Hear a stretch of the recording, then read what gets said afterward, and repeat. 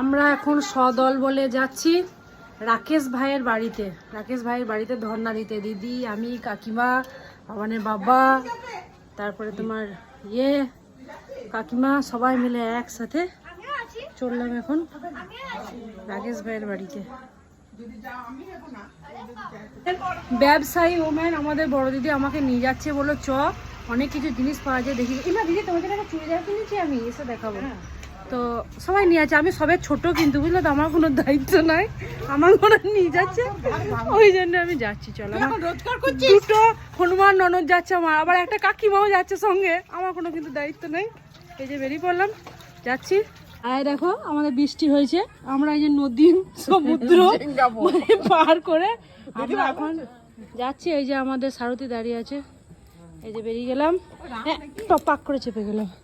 এই যে সব ভিতরে উঠে বসে আছে গাড়ির ভিতরে, দেখেছো?